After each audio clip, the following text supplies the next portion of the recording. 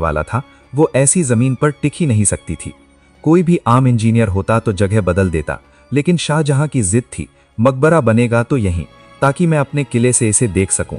तो मुगल इंजीनियरों ने 1632 में एक ऐसी तकनीक का इस्तेमाल किया जो आज भी मॉडर्न इंजीनियरिंग को हैरान कर देती है। उन्होंने जमीन खोदनी शुरू की, लेकिन सामान्य नींव नहीं, उन्होंने कुएं खोदना शुरू किए। नींव तैयार हो चुकी थी, अब बारी थी ढांचे के ऊपर उठने की। आमतौर पर इमारतों को बनाने के लिए बांस की मचान बांधी जाती है, लेकिन ताजमहल इतना विशाल और भारी था कि बांस उसका वजन नहीं सह सकते थे, और ना ही उस जमाने में स्टील की क्रेन होती थी। इतिहासकार लिखते हैं कि मुगल इंजीनियरों ने बांस की जगह ईंटों की मचान बनाई, यानी इमारत के साथ साथ एक और ईंटों की दीवार खड़ी की गई ताकि मजदूर ऊपर चढ़ सकें और भारी पत्थर पहुंचा सकें। कहा जाता है कि यह मचान इतनी विशाल हो गई थी कि कुछ लोगों का मानना था कि इसे हटाने में ही 5 साल लग जाएंगे। जब मकबरा बनकर तैयार हुआ, सिर्फ ढांचा, तो शाहजहां को बताया गया कि मचान तोड़ने में बरसों लगेंगे।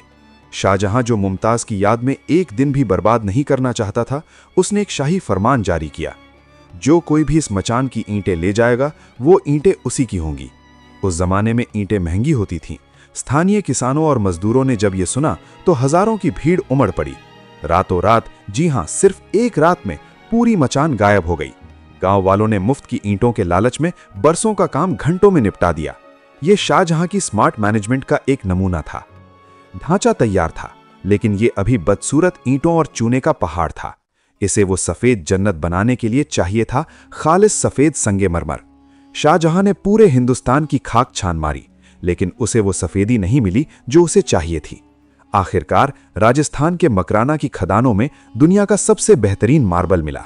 यह मार्बल सख्त था, चमकदार था और पानी को सोखता नहीं था, जिसका मतलब था कि यह सदियों तक पीला नहीं पड़ेगा। चुनौती, मकराना आगरा से 400 किलोमीटर दूर था। उस वक्त न ट्रक थे न ट्रेन। हजारों टन भारी चट्टानों को इतनी दूर कैसे लाया जाए? इसके लिए एक पूरा लॉजिस्टिक सिस्टम बनाया गया। लगभग 1000 हाथियों की फौज तैयार की गई। विशेष प्रकार की बैलगाड़ियां डिजाइन की गईं, जिनके पहिए बड़े और चौड़े थे ताकि वे भारी वजन से जमीन में धंस न जाएं। आगरा पहुंचने पर गुंबद की ऊंचाई तक पत्थर पहुंचाने के लिए सीढ़ियां नहीं, बल्कि 15 किलोमीटर लंबा मिट्टी का रैंप बनाया गया। बैलगाड़ियां और हाथी इस रैंप पर चढ़कर धीरे धीरे ऊपर तक पत्थर ले जाते थे। सिर्फ सफेद पत्थर काफी नहीं था। मुमताज के लिए शाहजहां को तारों जड़ा आसमान जमीन पर उतारना था। ताजमहल की दीवारों पर जो फूल पत्तियां आप देखते हैं, वो पेंटिंग नहीं है, वो कीमती पत्थर हैं जो मार्बल को खोदकर उसमें जड़े गए हैं। इसे पियत्रा ड्यूरा या परचिनकारी कहते हैं।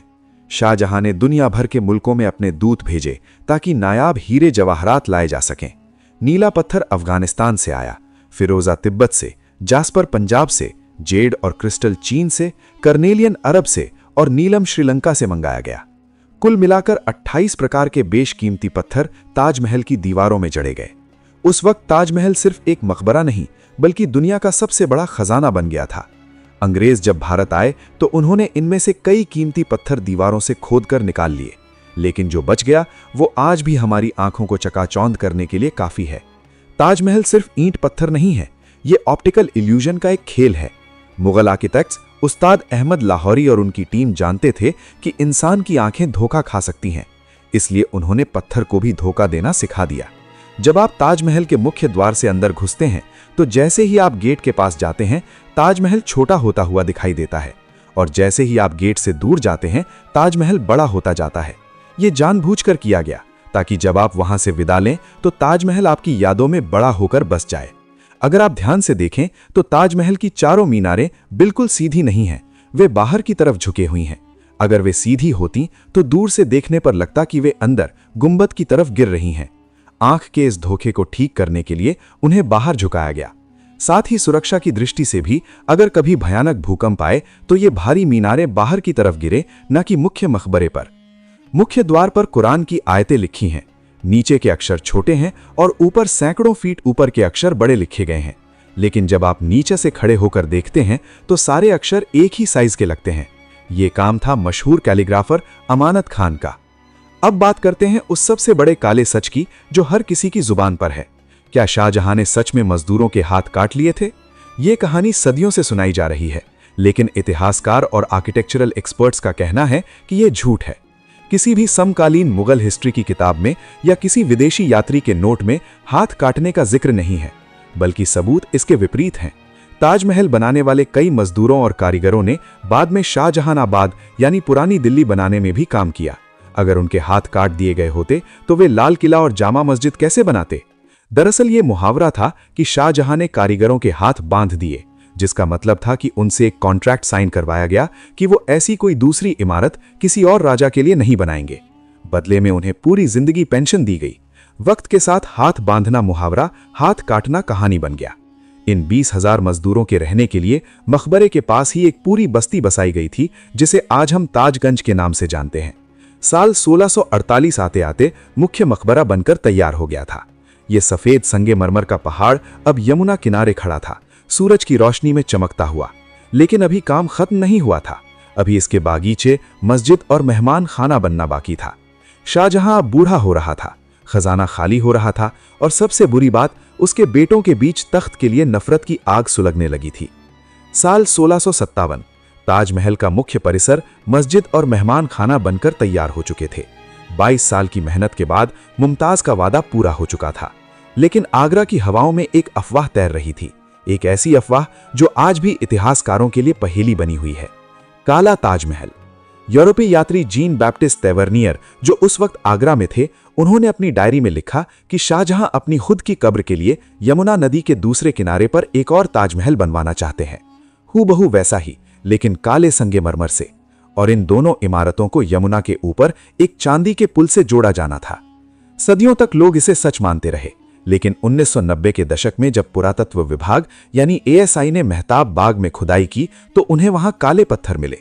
एक पल के लिए लगा कि कहानी सच है, लेकिन जब उन पत्थरों को लैब में टेस्ट किया गया तो पता चला कि वो काले पत्थर नहीं थे, बल्कि सफेद मार्बल है जो सदियों से जमीन में दबे रहने की वजह से काले पड़ गए थे।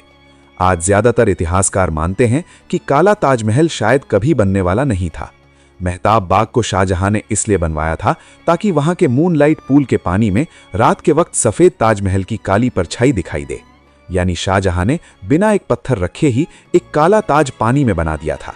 ये उनकी कलात्मक सोच का शिखर था। सितंबर 1657 शाहजहां 65 साल के हो चुके थे। अचानक उनकी तबीयत बिगड़ी। उन्हें पेशाब में रुकावट की गंभीर बीमारी हो गई। हकीमों ने हाथ खड़े कर दिए। पूरे हिंदुस्तान में अफवाह फैल गई कि बादशाह मर चुके हैं। यही वो चिंगारी थी जिसने मुगल सल्तनत को जलाकर राख कर दिया। शाहजहां के 4 बेटे थे, दारा शिकोह, शाह शुजा, मुराद और औरंगजेब। शाहजहां चाहते थे कि उनका सबसे बड़ा बेटा दारा शिकोह अगला बादशाह बने, लेकिन औरंगजेब को यह मंजूर नहीं था। दक्कन से औरंगजेब अपनी विशाल सेना लेकर आगरा की तरफ बढ़ा। इतिहास की सबसे खूनी उत्तराधिकार की लड़ाई शुरू हो चुकी थी। मई 1658 में सामूगढ़ की लड़ाई हुई। ये लड़ाई ताजमहल से सिर्फ 10 मील दूर लड़ी गई। औरंगजेब की चालाक रणनीतियों के सामने दारा शिकोह की फौज टिक नहीं पाई। दारा को भागना पड़ा। औरंगजेब जीत चुका था। वो आगरा पहुंचा और उसने आगरा के किले को घेर लिया, जहां उसका बीमार बाप शाहजहां मौजूद था।